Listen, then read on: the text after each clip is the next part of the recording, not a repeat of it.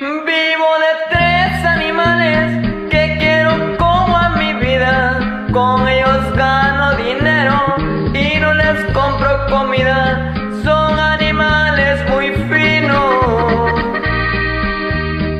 mi perico, mi gallo y mi chiva.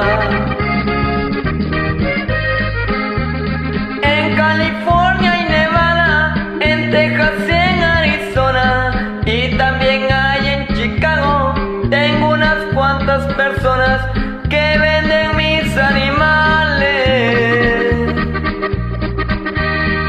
más que hamburguesas en el McDonald's.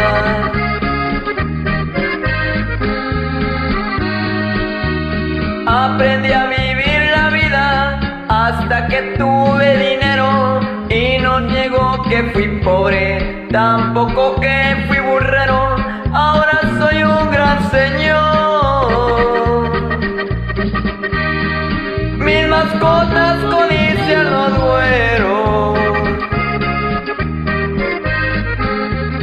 Traigo cerquita la muerte, pero no me sé rajar.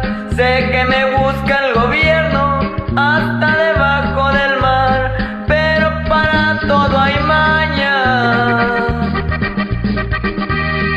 Mi escondite no han podido hallar.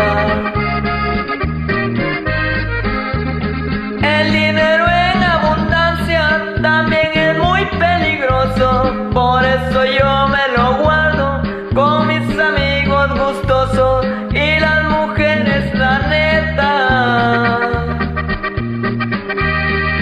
ven dinero y se les van los ojos.